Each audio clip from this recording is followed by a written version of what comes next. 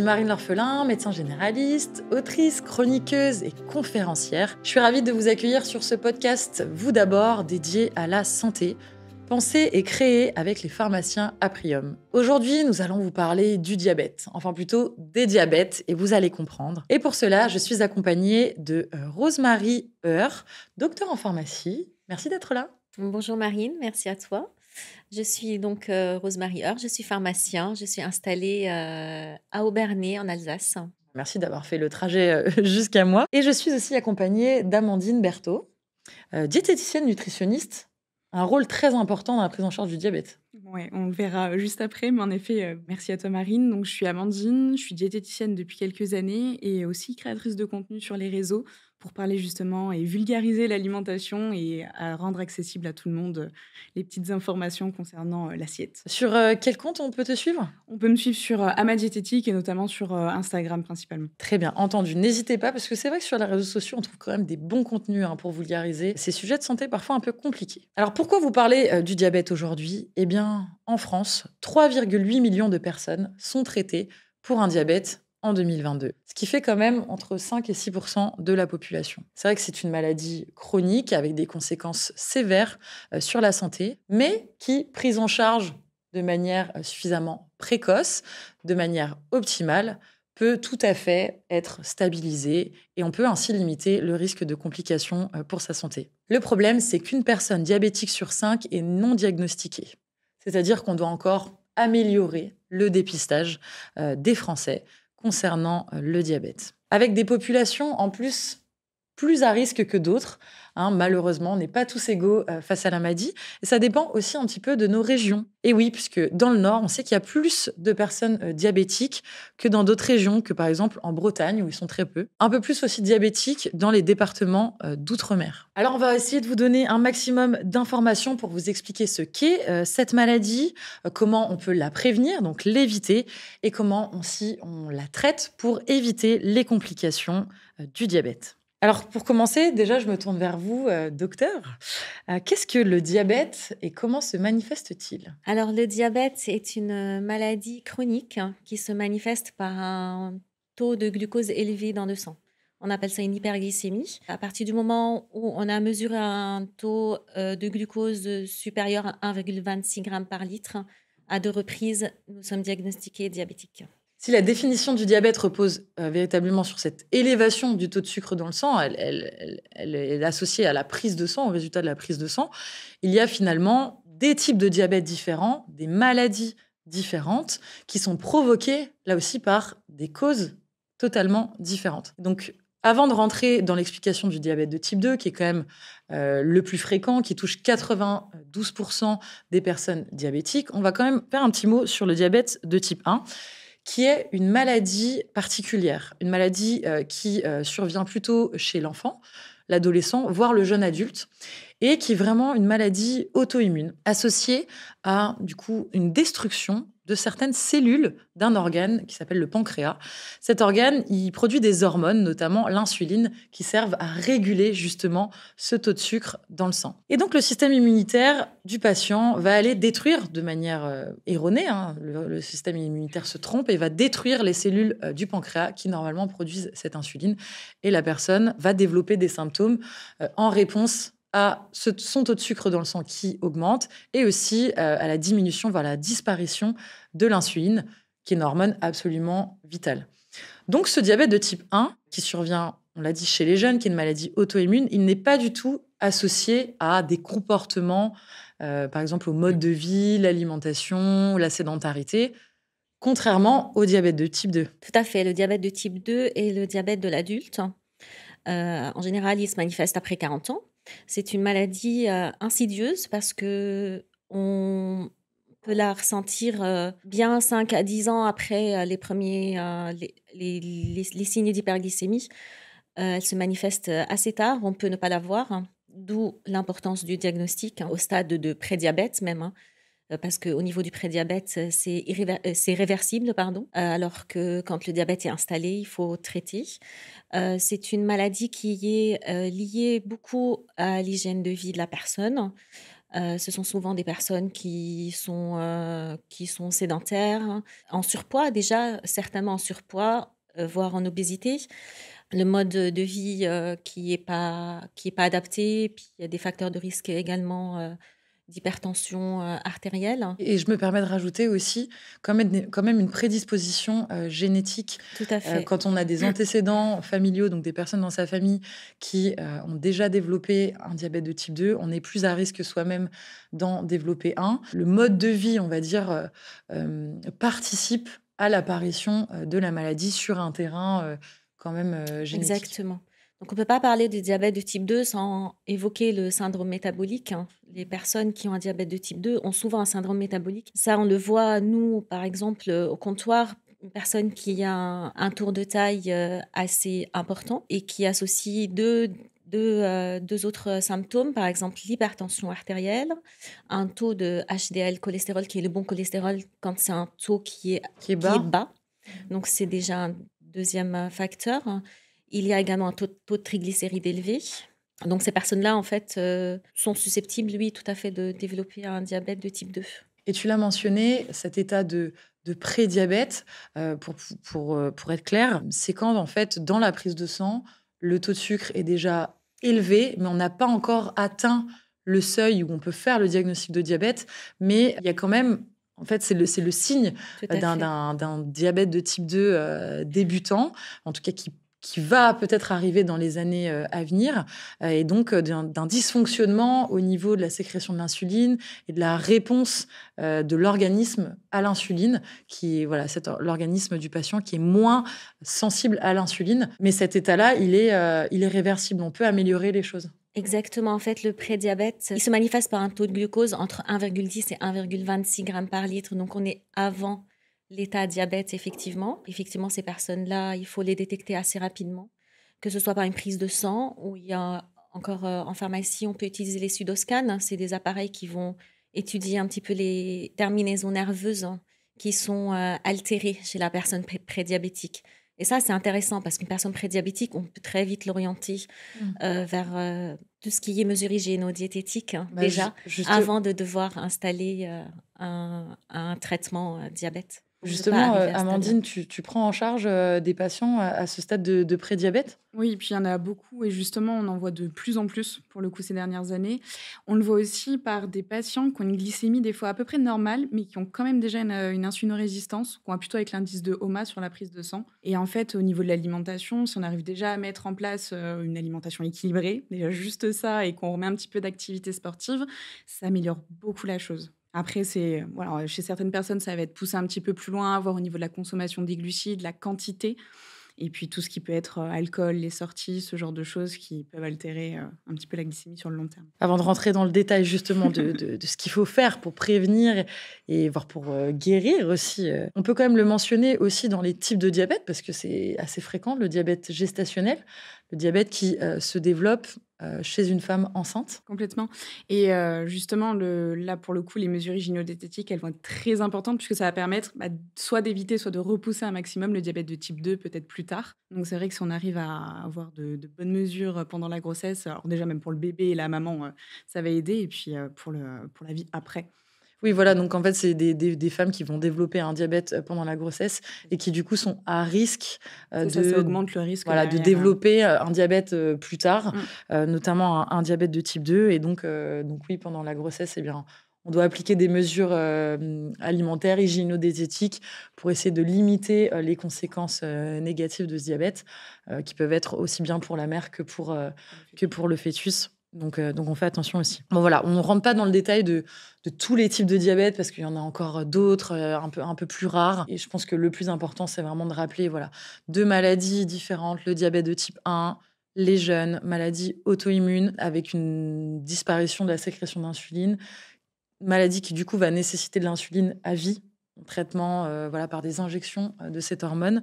Et le diabète de type 2, des facteurs de risque, de prédisposition, la génétique et le mode de vie, l'alimentation et l'activité physique. Pour les parents qui nous écoutent, on va quand même s'intéresser rapidement aux signaux d'alerte du diabète de type 1 qui peut apparaître du coup, chez l'enfant, chez l'adolescent. Ça vous arrive, vous, d'avoir des patients ou des parents qui viennent vous demander conseil au comptoir à la pharmacie? Oui, c'est déjà arrivé. Ce sont souvent des enfants qui ont très soif, qui vont beaucoup uriner. Ils vont aux toilettes beaucoup, ils ont une polyurie et qui perdent beaucoup de poids sans raison. Oui, sans régime, Sans régime. C'est avec un vraiment un appétit amaigrissement, tout à fait. conservé. Et ça peut interpeller, ça interpelle très rapidement d'ailleurs. Donc, on envoie vers une prise en charge chez le médecin. Et ce besoin d'uriner fréquent, il peut se manifester par des pipis au lit Tout à fait. qui reviennent chez un enfant qui est propre, qui avait plus ce Bien sûr, problème-là. oui. On peut aussi mentionner une fatigue importante, voilà, un état général global de l'enfant assez altéré. Si votre enfant, du coup, présente des symptômes, évidemment, voilà, on peut demander conseil au comptoir à la pharmacie, mais le plus important, c'est de consulter son médecin rapidement. Un enfant qui perd du poids, qui voilà, se met à faire pipi, on l'a dit, qui a très, très soif, voilà, qui commence à vraiment se détériorer au niveau de l'état général, il faut consulter rapidement parce que la maladie évolue assez vite, en fait, et on peut avoir des complications beaucoup plus graves, hein. Exactement. En fait, ça se manifeste par une acidose métabolique, hein. Et puis, ça peut aller même jusqu'au coma. Ouais, jusqu'au coma et même jusqu'au Donc, décès, ça c'est une arrive. urgence. Ouais, ces enfants, en fait, puisqu'ils ont plus d'insuline dans leur corps, Exactement. rentrent dans ce que vous expliquez, un état particulier au niveau métabolique, au niveau du corps, c'est l'acidocétose diabétique. Bon, ça provoque un ensemble de symptômes encore plus importants, plus bruyants.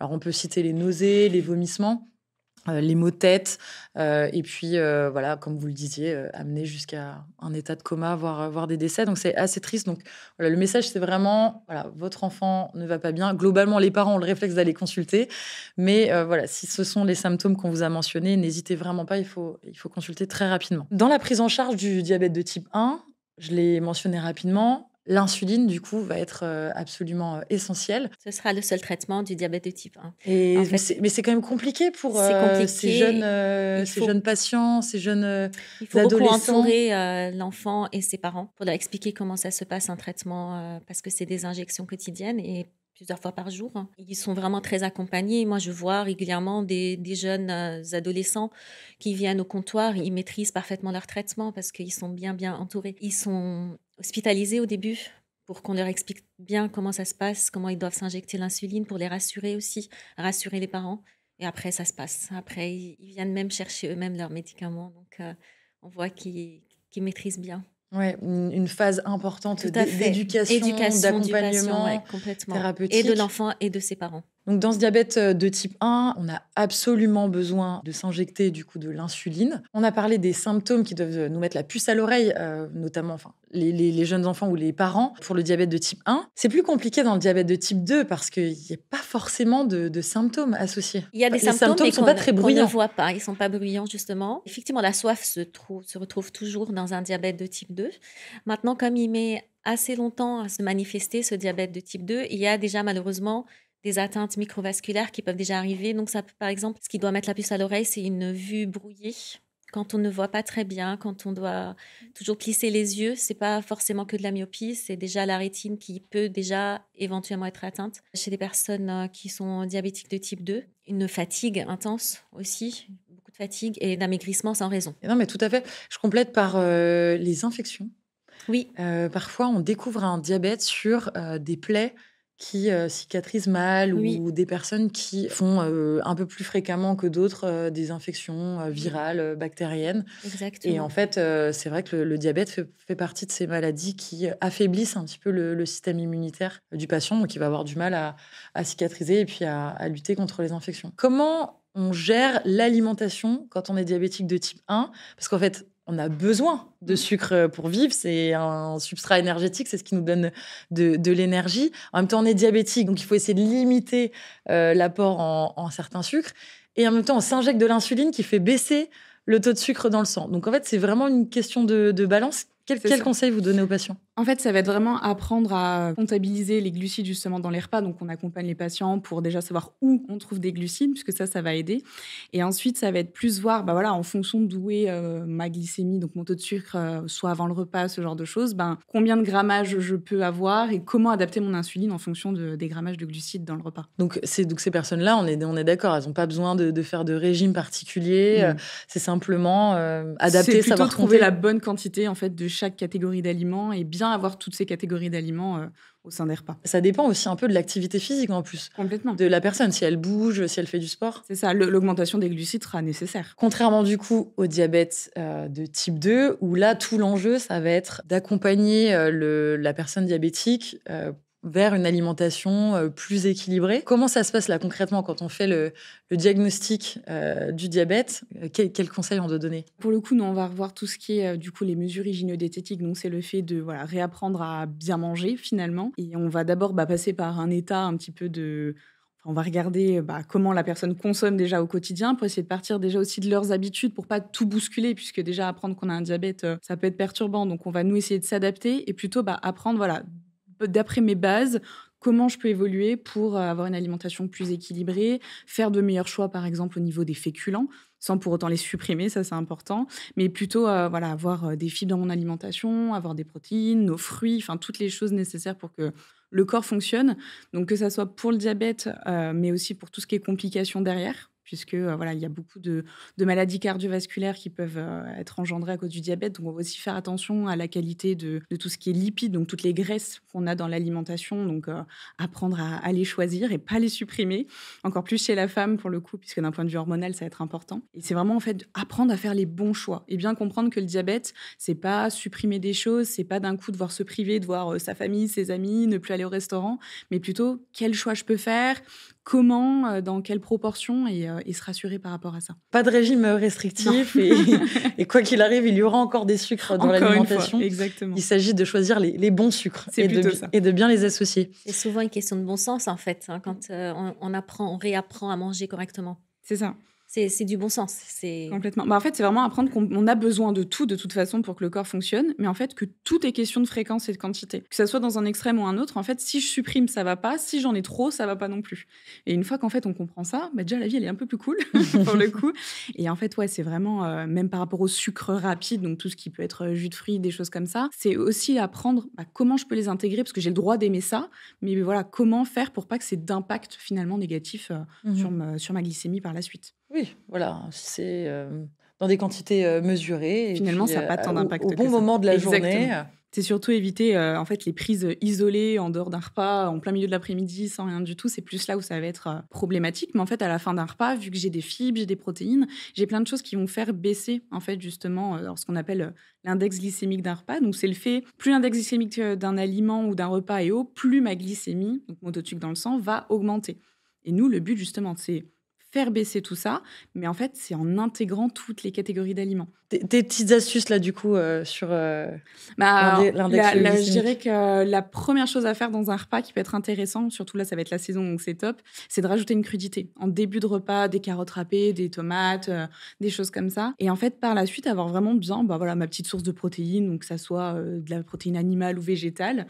Les protéines végétales sont intéressantes parce qu'elles ont plus de fibres. Pareil, ça va faire encore plus baisser justement cet index glycémique. Et après, rajouter nos petites sources de féculents, nos légumes, une petite source de matière grasse. Et en fait, juste en faisant ça, déjà l'index glycémique du repas a énormément baissé.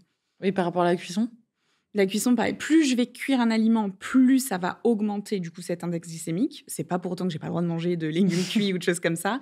C'est juste qu'on va essayer d'avoir, dans ce cas-là, peut-être un fruit en fin de repas ou des choses comme ça, ou un féculent un peu plus complet aussi, ou des céréales pour apporter les fibres qui ont été peut-être un peu perdues pendant la cuisson. Comment ça se passe le suivi diététique du coup du patient diabétique ? Une consultation, plusieurs, un rythme ? Souvent, il y en a plusieurs et on apprend à devenir autonome et à se faire confiance. Ça va être surtout ça. Au début, donc, on fait vraiment une analyse nutritionnelle, savoir où on en est, où on démarre, quels sont les axes qu'on va essayer d'améliorer et surtout les principales. Et en fait, par la suite, on voit qu'est-ce que le patient arrive à faire, les problématiques qu'il peut rencontrer en fonction des je dirais des moments de l'année aussi. Il y a des périodes plus faciles que d'autres. Justement, l'été, c'est beaucoup de barbecue, de crudité, de choses comme ça. Donc parfois, c'est plus facile. Contrairement à l'hiver où on a des plats bien avec de la pomme de terre, des choses comme ça. Mais donc, c'est juste apprendre en fonction des saisons un petit peu à améliorer tout ça, les vacances, ce genre de choses. Et au stade de prédiabète, on l'a dit, on peut véritablement inverser la tendance, restimuler, on va dire, son métabolisme pour qu'il arrive à mieux réguler les sucres, augmenter la sensibilité des cellules à l'insuline, avec notamment la diététique, mais aussi un peu plus d'activité physique, un peu plus de mouvement. Au stade de diabète, c'est quand même un peu plus compliqué. Quand le diabète est diagnostiqué, au tout début, si vraiment on est hyper assidu sur son alimentation, qu'on perd un petit peu de poids, qu'on bouge bien, on peut quand même se passer des médicaments? Alors, au stade de prédiabète, on peut bien sûr se passer de médicaments. C'est le but de diagnostiquer à ce stade-là. Au stade de diabète, le traitement va être nécessaire. Alors, le traitement plus toutes les mesures hygiéno-diététiques à côté. Ça, c'est indéniable. Les deux vont ensemble. Donc souvent, le diagnostic, il est fait dans les cabinets de médecine générale, oui. Avec une prise de sang. C'est une prise de sang, tout à fait, oui. Et il y a des journées aussi de dépistage en pharmacie. Où on fait des dépistages, oui, tout à fait.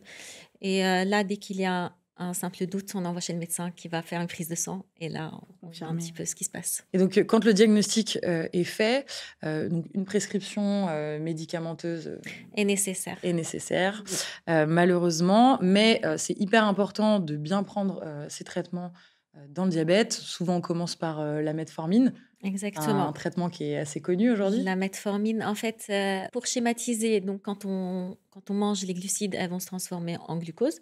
Ce glucose va donner un signal au pancréas, de glucose dans le sang. Le pancréas va libérer de l'insuline qui, elle, va redescendre au taux de glucose dans le sang. Donc, le premier traitement, c'est effectivement la metformine qui, elle, va aider l'insuline à bien agir. Déjà. Donc, l'insuline se produit. À ce stade-là, l'insuline est bien sécrétée. Donc, la metformine, c'est le traitement de première intention, va aider l'insuline à agir correctement. Et si on applique les bonnes mesures hygiéno-diététiques, on peut rester à la metformine très longtemps. Voilà, on peut rester à la metformine très longtemps. On peut au début avoir besoin d'une certaine dose aussi, un peu plus élevée, et diminuer la dose si on voit que les paramètres du diabète s'améliorent. Oui. Mais après, il existe plein d'autres familles de traitements aujourd'hui.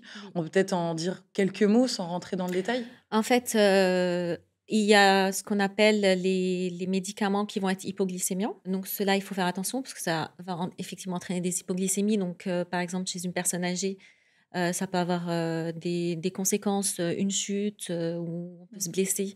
Donc ça, il faut bien faire attention. Après, il y a d'autres traitements qui vont activer l'élimination de ce glucose. L'élimination rénale, ça, c'est toute nouvelle molécule. Et là, pareil, hypoglycémie importante, donc à surveiller aussi. Il y a ce qu'on appelle les incrétinomimétiques. C'est très barbare comme nom. Et ça, on a deux classes, en fait. Il y a les médicaments qu'on prend en comprimé et il y a les médicaments injectables. Donc, les fameux Ozempic, Trulicity.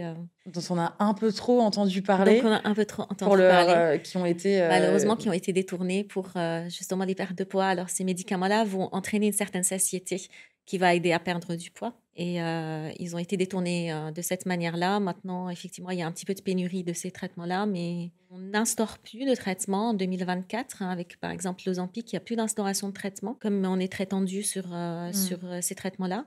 Mais les personnes qui sont déjà traitées, on a la possibilité toujours de pouvoir continuer les traitements. Ne pas utiliser ces traitements injectables hors indication, hors diabète, parce qu'ils ont de nombreux effets indésirables qui peuvent être véritablement dangereux pour votre santé. Donc, si vous avez envie de perdre du poids, et bien justement, allez consulter. Allez consulter, exactement. Ne prenez pas de médicaments. Voilà. De toute façon, ça ne passera pas par des médicaments ou des régimes restrictifs. Le plus souvent, on y arrive avec un équilibre alimentaire et un petit peu plus d'activité physique. Donc en fait, dans le diabète de type 2, on peut associer plusieurs médicaments.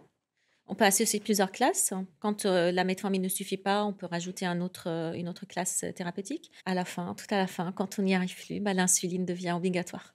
parce qu'en Exactement. fait, le corps ne produit plus assez d'insuline. Donc là, encore une fois, on rentre aussi dans tout un Toute schéma. une éducation thérapeutique du patient très, très importante pour qu'il fasse ses injections au bon moment, le nombre d'unités, tout ça. Donc, ça dépend aussi de son taux de glycémie. Ouais. Donc, on n'a pas envie d'arriver à ce stade-là. Pas du tout. Donc, C'est pour ça qu'on fait de la prévention et qu'on essaie exactement. d'expliquer qu'on peut agir quand même en prédiabète et aussi Oui. au tout début de la maladie parce que on aimerait éviter d'arriver à ces stades. En plus, c'est quand même embêtant pour les patients du coup qui doivent aussi se piquer pour analyser leur taux de sucre dans le sang. Exactement. Donc, en fait, ils vont pouvoir utiliser un lecteur de glycémie.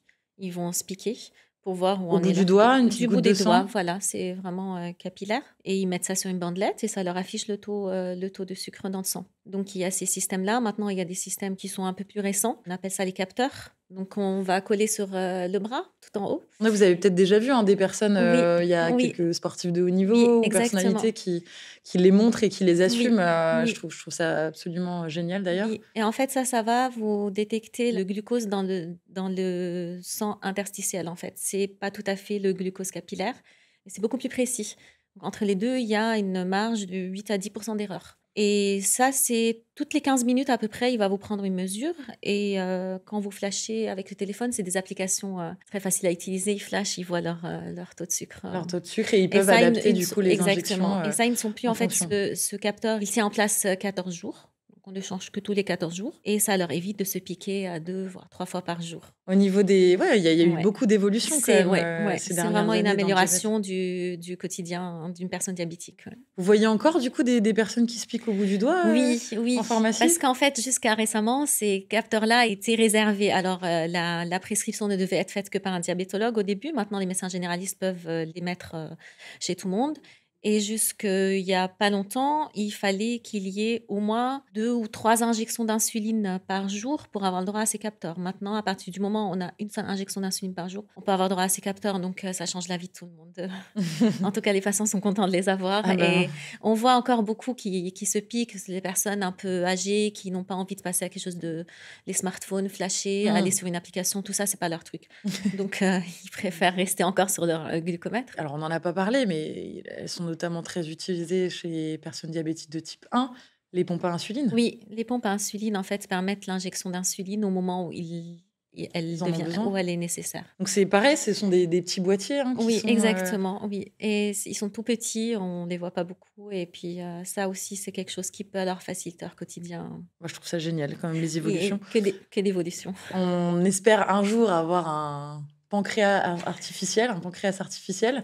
C'est pas encore le cas aujourd'hui, C'est mais pas la encore le recherche cas, mais la tend recherche à- continue, oui. Le diabète, si on en parle, c'est parce que c'est pas simplement juste une maladie chronique où il faut prendre un traitement. C'est une maladie qui s'aggrave et qui va atteindre de nombreux organes au niveau du corps et engendrer des complications très sévères, des complications microvasculaires. Donc ça va en fait, le taux de sucre dans le sang va aller abîmer les tout petits vaisseaux, toutes petites Oui. artères, notamment au niveau de la rétine, Oui, mais au niveau aussi des reins. des reins. Ça peut évoluer vers un infarctus du myocarde, même, hein, le diabète. Il peut effectivement survenir chez les personnes diabétiques parce que il y a aussi des complications macrovasculaires, donc des gros vaisseaux du corps, notamment des vaisseaux de la jambe. On appelle ça l'artériopathie oblitérante des membres inférieurs, de l'aorte parfois, mais aussi des vaisseaux du cœur et des vaisseaux, des artères qui permettent de perfuser le cerveau et donc avec un risque d'infarctus ou d'AVC. Donc c'est pour ça que c'est hyper important. C'est une maladie très, très... oui, il faut vraiment faire attention, bien la traiter. Le traitement est très, très important dans un diabète, comme dans toute autre maladie d'ailleurs, mais le diabète, vraiment. Comment on évalue du coup l'efficacité du traitement? Un taux de glucose qui devient stable, peut-être, c'est déjà la première chose à voir. Sur l'hémoglobine glyquée, surtout, c'est Exactement, oui. une prise de sang on l'analyse par la prise de sang. On va regarder donc l'hémoglobine, cette molécule qui permet le transport de l'oxygène dans les globules rouges et qui, du coup, va être sucrée un petit peu par l'excès de sucre dans le sang qui va être associé à ce diabète. Donc, cette hémoglobine glyquée, on essaye de faire en sorte qu'elle soit dans un certain seuil particulier en fonction du profil du patient, de son âge, de ses autres antécédents. On va essayer d'avoir un traitement optimal qui lui permet d'avoir cette hémoglobine glyquée dans le bon seuil. Et si le diabète il est équilibré, quand l'hémoglobine glyquée elle est stabilisée dans le bon seuil, finalement, on diminue quand même drastiquement le risque de faire des complications. Bien sûr. Mais c'est vrai qu'au cabinet, on voit quand même des patients qui ont du mal à prendre leur traitement Oui. ou qui ne les prennent pas bien, qui font aussi parfois des erreurs diététiques associées. C'est difficile dans cette C'est maladie très du difficile, quotidien oui. de bien prendre le traitement. Parce que déjà, ils vont oublier de prendre leur traitement. S'ils n'ont pas de symptômes qui les dérangent tous les jours, ils vont se dire oh, ça va bien, je prends pas. Ouais, c'est le risque de cette maladie, Exactement. c'est que les symptômes sont insidieux, Exactement. peu bruyants, on ne se rend pas compte qu'on est malade. Finalement, c'est le médecin qui dit qu'on est malade par la prise de sang. C'est ça. Et nous, en pharmacie, on le voit, s'ils sont observants à leur traitement. C'est-à-dire, ils vont venir tous les mois chercher leur traitement. En général, un diabétique de type 2 a souvent une hypertension artérielle qui est associée. Donc, ils viennent chercher leurs médicaments. Et puis, on voit, ça fait 2 mois qu'ils n'ont pas pris un tel médicament. Ah non, ça, j'en ai encore. Là, on leur dit, attention, vous n'êtes pas censé en avoir encore.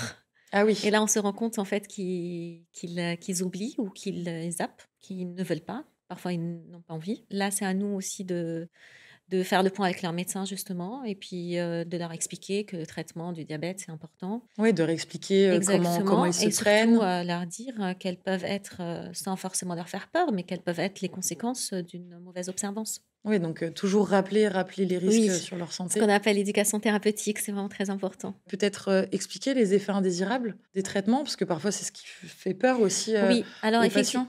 effectivement, parfois ils disent ah non, celui-ci je prends pas, il me donne mal au ventre. Mais c'est vrai qu'il y a des effets secondaires de type nausée, douleur abdominale, Notamment dans vomissement. la metformine, c'est assez connu pour ça. Et Mais ils n'ont pas envie. Alors au début, on leur baisse un petit peu, enfin le médecin leur baisse un petit peu les doses, petit à petit jusqu'à ce qu'ils s'habituent. Et après, ils arrivent à une vitesse de croisière. En général, ça devient assez bien toléré. Au début, c'est difficile, mais petit à petit, c'est des traitements qui sont suivis. Il faut Oui. être un petit peu derrière, il faut expliquer, il faut dédramatiser, et puis ça se passe. oui, c'est exactement ça. La metformine, elle peut se prescrire Oui. par palier. On peut y aller tout C'est doucement ça. à travers un petit protocole simple, mais juste Oui. pour donner effectivement le temps au corps de s'habituer. Ou alors changer de molécule. Il y a Changer de molécule. voilà, des molécules Pour les différentes. intolérants, vraiment, quand ça se passe pas bien, il y a quand même un panel assez large, comme on l'a vu tout à l'heure. Et pour les autres médicaments, les effets indésirables? C'est souvent nausées, vomissements arrivent régulièrement au début, plutôt douleur abdominale que vomissement. Petit à petit, effectivement, le corps va s'habituer. On arrive à pallier à tous ces effets secondaires avec parfois peut-être un petit peu de produits naturels pour les aider un petit peu. On finit par y arriver, heureusement. On parlait aussi des hypoglycémies. C'est ce qui fait peur aussi Oui. parfois aux patients, c'est quand on prend le médicament, on oublie de manger, on se fait une dose d'insuline trop forte, ou on fait la dose normale, mais on n'a pas mangé suffisamment de sucre. Comment on gère justement Nous, on apprend avec le patient justement à comment déjà reconnaître l'hypoglycémie, puisque pareil, il y a quelques petits symptômes si on commence à avoir vraiment des étourdissements. Les vertiges. Ouais, qu'on va avoir des vertiges. On peut commencer à avoir aussi très faim, forcément, parce que le corps est en train d'appeler du sucre, hein, pour le coup. Et en fait, on va apprendre de toujours déjà avoir 2 resucrages sur soi, peu importe où je suis. Donc, si je suis pas chez moi, avoir des pâtes de fruits, ce genre de choses. À la maison, ça peut être juste un verre de jus de fruits, un verre de soda. Là, pour le coup, sans rien d'autre, pour faire remonter la glycémie très rapidement. Ensuite, on va apprendre aux patients, du coup, alors, peut-être se piquer justement pour voir la glycémie ou avec les capteurs, voir s'il y a besoin de refaire un deuxième resucrage. Et en fonction de où on en est, on va dire dans la journée, s'il y a besoin peut-être soit de prendre une collation, soit de peut-être rapprocher le repas pour éviter justement une deuxième hypoglycémie plus tard. Et si ça arrive souvent, on réévalue le traitement aussi. Oui, on peut diminuer les doses du Oui, traitement. Hein. Ça arrive exactement, oui, que parfois oui. on doive adapter. Et souvent, ils sont bien suivis parce qu'on leur explique, voilà, quand votre taux est à ce niveau-là, vous devez prendre X unités. Quand c'est un peu plus élevé, vous prenez ça. Ils gèrent assez bien, en fait. Ceux qui prennent de l'insuline gèrent assez bien, je trouve. Parce que ceux qui prennent de l'insuline, soit ce sont les diabétiques de type 1 qui, effectivement, Qui ont l'habitude. ont pris l'habitude de vivre avec leur maladie et puis d'adapter aussi bien le traitement que leur mode de vie en réponse. Ou alors des diabétiques de type 2, du coup à un stade un peu plus avancé, où là aussi, encore une fois, ils ont eu toute une éducation thérapeutique avant. On a bien compris à travers, nos 3 interventions que finalement, la prise en charge d'une personne diabétique, elle est pluridisciplinaire. Complètement. On travaille tous ensemble pour le coup et chacun sa petite part de responsabilité pour mener à bien la maladie. Donc chez le médecin généraliste, le suivi, hyper important, régulier. C'est tous les 3 mois, normalement, la prescription. On fait des prises de sang aussi régulières en fonction des mois où on en est. Mais au moins tous les 3 mois, on vérifie l'hémoglobine glyquée, le taux de sucre dans le sang. Et puis avec son pharmacien qui peut permettre le suivi des traitements, rediscuter Oui. de la prise. Alors, en pharmacie, nous, on va être axé beaucoup sur l'observance et sur l'explication de comment on utilise les médicaments, quand est-ce qu'on les prend, à quel moment, quels peuvent être les effets secondaires pour qu'ils puissent s'en rendre compte et pouvoir pallier à ces effets secondaires-là. Et on est beaucoup en relation, tous en contact, Oui, c'est hyper important aussi. J'ajouterais aussi le spécialiste du diabète, l'endocrinologue, diabétologue, qui doit être consulté si le diabète n'est pas suffisamment équilibré ou déséquilibré. Voilà, on n'y arrive pas au cabinet de médecine générale. Donc, on l'envoie voir le diabétologue. Si le diabète est sous traitement par insuline, voilà, on doit avoir un suivi quand même régulier avec l'endocrino. Cardiologue aussi. Très important de consulter à cause des... le cardiologue à cause des complications cardiovasculaires de la maladie. Donc, au moins une échographie, un ECG annuel. On l'a dit dans les mesures hygiéno-diététiques, aussi, bien sûr, être suffisamment actif, en mouvement. Est-ce que c'est forcément faire du sport? Non, ça va être vraiment bouger au quotidien, on le répète souvent, mais prendre les escaliers au lieu de l'ascenseur, ce genre de choses, c'est plein de petits pas qui vont faire en fait la différence en fin de journée. Tout ce qui est jardinage aussi, bricolage, en fait, tout ce qui va demander du mouvement finalement. Si on n'aime vraiment pas le sport, aller marcher un petit peu, prendre l'air, ça fera du bien. Ça permet de synthétiser un peu la vitamine D aussi, donc c'est pas plus mal. Mais non, c'est vraiment, voilà, c'est essayer de bouger au quotidien et au maximum comme on peut. Bouger plus au quotidien, la marche est accessible à tous, Exactement. finalement. Et puis, si vraiment la personne a besoin d'un accompagnement pour se remettre en mouvement, se remettre au sport, voilà, à cause d'un surpoids, d'une obésité ou voire d'autres pathologies articulaires, d'autres problèmes articulaires, on peut faire appel à des coachs en activité physique adaptée. Donc, il y en a aujourd'hui dans des clubs, associés à des services hospitaliers. Ces coachs-là, ils ont vraiment été formés pour accompagner des personnes malades vers un peu plus d'activité physique. Ça permet de les motiver, d'avoir quelqu'un Aussi derrière. avec sport. Surtout pour une personne qui n'a jamais fait de sport, qui n'a jamais vraiment bougé. Un coach sportif peut vraiment beaucoup aider, oui. Merci beaucoup pour toutes vos explications sur ce Merci à sujet toi. Merci passionnant Marine, du diabète. merci à toi. Sur ces maladies, cette maladie qui est quand même assez compliquée. On a essayé de faire un tableau un peu général du diabète. Donc, on l'a dit, diabète de type 1, maladie auto-immune, c'est environ 8% des diabètes. Le diabète de type 2, plutôt autour de 90-92% des personnes diabétiques, là, qui est assez lié au mode de vie, mais aussi malheureusement à notre patrimoine génétique. Donc, on peut prévenir avant de guérir. Donc, avoir une alimentation équilibrée, être suffisamment actif, ne pas être trop sédentaire. Et puis, bien penser à se faire dépister de ce diabète. Et ça passe par tout simplement la prise de sang, une prise de sang régulière. On n'est pas obligé de la faire tous les ans. Mais voilà, tant que c'est régulier, et on en parle évidemment avec son médecin. Si vous avez les symptômes qu'on a mentionnés dans l'épisode, n'hésitez pas évidemment à consulter aussi rapidement votre médecin. Si vous n'avez pas accès à votre médecin, vous pouvez aussi éventuellement participer aux journées de dépistage du diabète qui se déroulent dans les pharmacies près de chez vous. Et enfin, si on vous diagnostique un diabète, pas de panique, on peut adopter des mesures hygiéno-diététiques pour limiter l'aggravation de la maladie, voilà, améliorer son état de santé, limiter les complications. Évidemment, il va vous falloir un suivi pluridisciplinaire, voilà, avec plein de spécialistes autour de vous, mais qui sont là pour vous aider. Comme référent, votre médecin généraliste, le pharmacien qui veille attentivement à la prise du traitement et qui est là pour vous conseiller sur les médicaments, diététicien, coach en activité physique adaptée, le cardiologue, l'ophtalmo. Et voilà, c'est pas mal, on a dit beaucoup de choses quand même. Complètement. N'hésitez pas, si vous préférez les formats vidéo, vous pouvez retrouver ce podcast, vous d'abord sur la chaîne YouTube d'Aprium et en audio sur toutes les plateformes de podcast. Vous pouvez aussi vous abonner pour ne rien manquer des prochains épisodes sur toujours des sujets de santé et de santé publique. Merci à Aprium d'avoir rendu possible ce podcast et je vous donne rendez-vous pour un prochain épisode. À bientôt!